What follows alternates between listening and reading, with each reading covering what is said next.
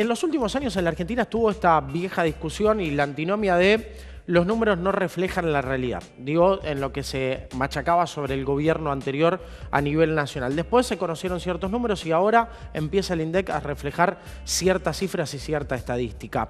¿Hoy conocemos la realidad económica de la Argentina tal cual es o es una lectura parcial de la economía?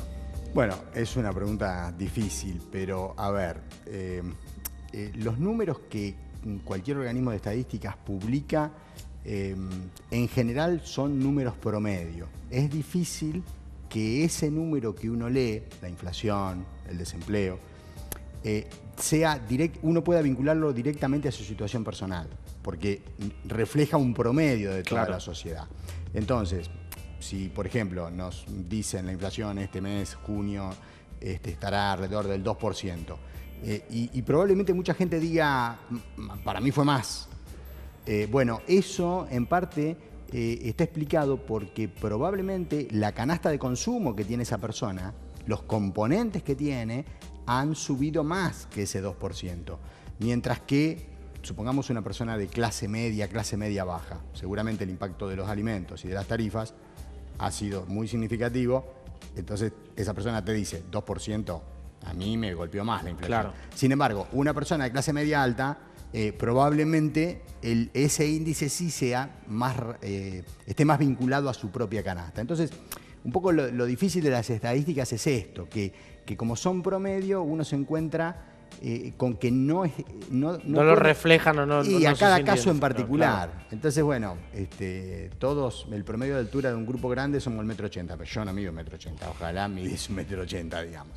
Y un poco lo que pasa con la actividad económica hoy, en este momento, también tiene complejidad para analizarlo, porque hay sectores que están recuperándose, pero hay otros que continúan la caída. Entonces, si vos mirás los datos de este primer trimestre o primer cuatrimestre, el nivel de actividad económica ha crecido levemente contra el primer cuatrimestre del año pasado, 0,5. O sea, un valor casi imperceptible para la sociedad en su conjunto. Pero además, cuando uno mira dentro de eso, te encontrás con que construcción ha subido, tanto la construcción que hace el sector público, como hay también cierta reactivación del sector privado. El sector automotriz se ha recuperado. Después de 15 meses de caída, la industria tiene un valor positivo en el mes de mayo. Pero al mismo tiempo tenés sectores, te diría, por ejemplo, textil, que ha sido muy golpeado, tanto por la caída de la demanda interna, como por el aumento de las importaciones. Entonces, textil, impresión de libros, todo lo que es la producción de libros también ha tenido un golpe muy fuerte. Entonces tenés datos muy heterogéneos que terminan componiendo que el nivel de actividad económica tiene un pequeño signo positivo. Esto que hoy estamos atravesando, si quieren vamos a compartir una de las placas que teníamos para ver, según el rubro, cómo se está moviendo por este tiempo. Era lo que el gobierno venía anunciando, este pequeño aumento, este movimiento en la economía, lo que se esperaba para el segundo semestre. Esa frase que fue tan significativa o tan típica del propio gobierno nacional, esperen al segundo semestre, y el segundo semestre del año pasado casi que no llegó. Claro, sí, bueno, justamente el gobierno anunció hace un año, un poco más de un año, que los datos positivos vendrían en el segundo semestre del año pasado. Y fíjate que ha transcurrido prácticamente todo el primer semestre ya de este año. El segundo semestre del año pasado dio negativo. Sí. El primer semestre de este año va a dar un dato quizás si es un número positivo es muy tenue. Bueno, con lo cual está claro que habrá que esperar el segundo semestre de este año para ver si esa recuperación o estos signos que hay en algunos sectores dan como resultado que hay una recuperación económica o si seguimos en una meseta, podríamos decir.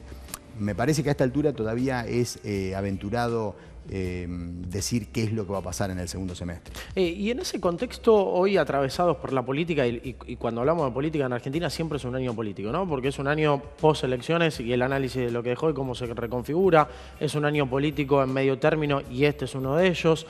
¿Tiene que ver la economía o es muy difícil y es casi una frase trillada y vulgar de, bueno, es un año político, entonces la economía van a tratar de que refleje un poco de mejora en el ánimo de la sociedad?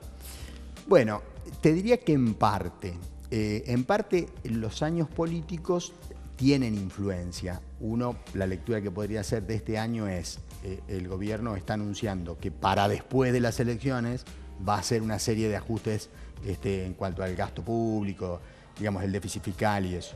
Con lo cual, bueno, claramente ahí hay una cuestión... Una medida más electoralista. Claro, evidentemente está postergando ciertas medidas que piensa tomar por el lado del... pensemos que tenemos un déficit fiscal muy importante. Sí.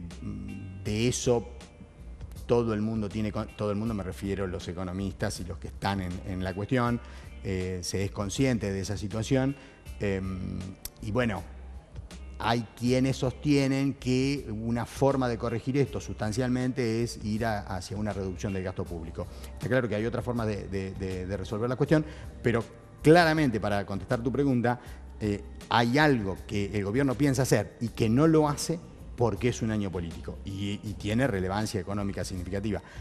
Pero al mismo tiempo también te diría que decisiones de los empresarios que son más de largo plazo no tienen que ver tanto o están tan directamente vinculadas a una coyuntura. En general son decisiones que se toman mirando un poco más de perspectiva y un poco más de largo plazo. Básicamente de la consistencia del programa económico que se esté llevando adelante.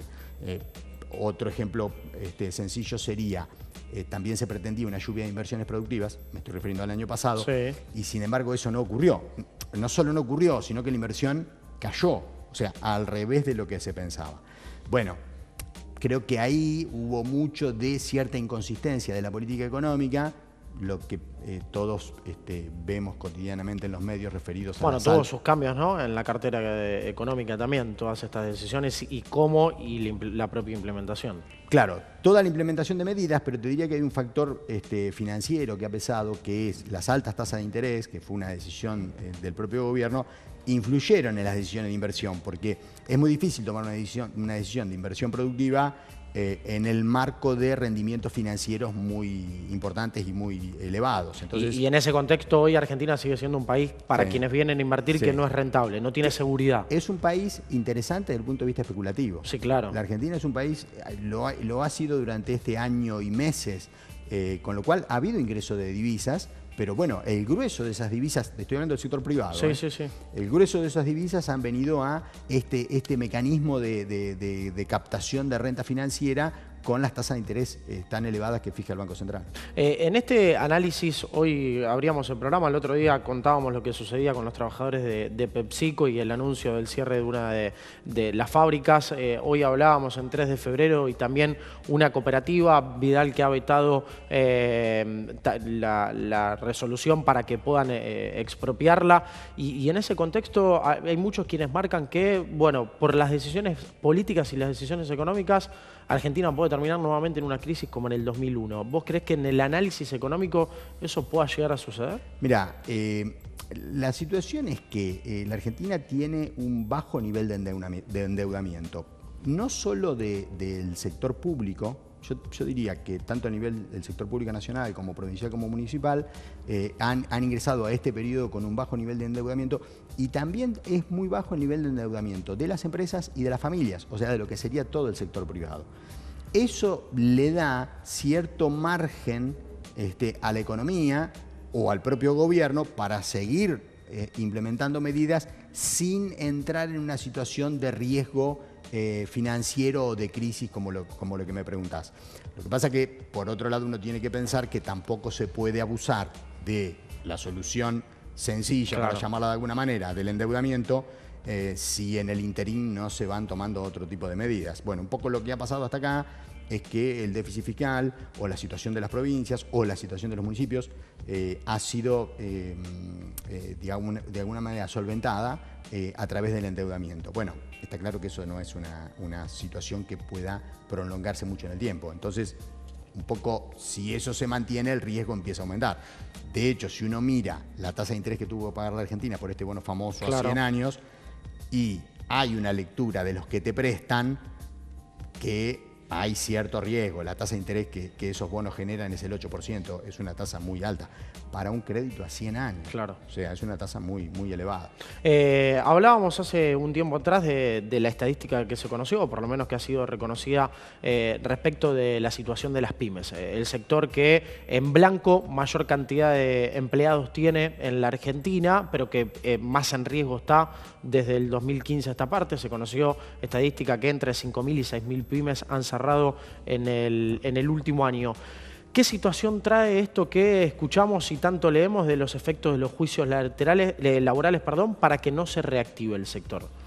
Bueno, tienen su peso, pero uno, si tiene que interpretar lo que ha pasado en este tiempo, uno podría decir, las pymes, porque dentro de la economía ha habido sectores ganadores y perdedores en este año y medio. Ahora, si vamos a las pymes en particular, las pymes, que el grueso de esas empresas están vinculadas a la actividad interna, al mercado interno, uno podría decir, han sufrido la tormenta perfecta, porque han tenido una contracción de la demanda interna, o sea, sus ventas han disminuido por una disminución de la demanda. Al mismo tiempo, han sufrido el impacto de la apertura de las importaciones. Entonces, hoy hablábamos del sector textil, que es uno de los más evidentes en este aspecto. Entonces, tienen una competencia de China, para que se entienda fácil, lugar donde se producen con costos mucho más bajos que en la Argentina, mucho más bajos que en cualquier otro lugar del mundo. Parte del mundo, claro. Entonces, es muy difícil competir con esa producción. A donde ha estado, el propio presidente en el último tiempo. Claro, porque a su vez, al mismo tiempo, China es un gran cliente para nuestros productos agropecuarios. Pero además, las pymes han sufrido también el reajuste de las tarifas. O sea, el costo o sea, las empresas estas funcionan con energía, con gas, con energía eléctrica, con agua. Entonces, el costo de todo esto, que ha aumentado significativamente, bueno, un poco uno podría decir, para las pymes fue la tormenta perfecta, y explican estos datos que das vos, la cantidad de cierres de estas pymes, la cantidad de puestos de trabajo que se han perdido. Y ahí yo creo que el peso que puede tener la cuestión de la litigiosidad o el tema de las relaciones laborales, yo creo que es un problema menor dentro del contexto del panorama que han sufrido las pymes en este año y medio. No digo que no sea un problema y no diga que haya que tratarlo y no digo que no haya que... Lo que describo esto es que sin pese a esa garantía que piden muchos en el sector de que no haya juicios laborales o esta revisión del sistema de juicios laborales, el sector no tiene tanta productividad hoy por hoy en este contexto. Si vos lo mirás años atrás, cuando el mercado interno se expandía, las pymes, o sea, los juicios y la litigiosidad estaba. Sí, claro. Pero si la pyme tiene costos relativamente razonables y un mercado que se expande y que esa pyme produce y vende más, bueno, ese problema sigue siendo un problema, pero queda reducido en un marco de expansión económica. El tema es que cuando ese problema también está dentro de un marco de contracción, bueno, ahí es muy difícil. Y obviamente pesa más. Vamos a compartir una de las placas que tenemos que tiene que ver con el tema de salarios, comparación del año 2015 con el año 2017, y allí hay algunas cuestiones interesantes para analizar. Allí vemos la placa estadística, voy a pedir que me la reflejen, aquí la tenemos en este monitor para poder observarlo. Allí está marcado en décil, décil más bajo 1.8 y el décil más alto 29.7 en el año 2015, esto es el porcentaje de masa salarial. Y el año 2017 refleja 1.4, el más bajo, y 31.6. Cuando vamos a esto, hoy la significación que tiene, que la diferencia es mayor. Sí, claramente. Bueno, ahí lo que esa placa dice es que el 10% de la población que gana menos, en el año 2015 recibía el 1,8% de todo el ingreso, mientras que 2 años después está recibiendo el 1,4%, o sea, está recibiendo menos. Mientras que el decil más rico, el 10% de la población que gana más, estaba en 29,7% y hoy está en el 31,6%. Bueno, un poco esto, porque si uno tiene en cuenta las medidas que tomó el gobierno desde el principio, la devaluación, que provocó un aumento de la rentabilidad de los sectores primarios, la quita de las retenciones, que también mejoró al sector primario y a la minería, el aumento de las tarifas, que benefició básicamente a las empresas prestadoras de servicios, pero el correlato de todo eso fue un aumento de precios, de los alimentos fuertemente, de las tarifas en monto importante, y claramente, bueno, un poco está atado con lo que hablábamos al principio y que yo te decía del tema de la inflación, que se percibe distinto.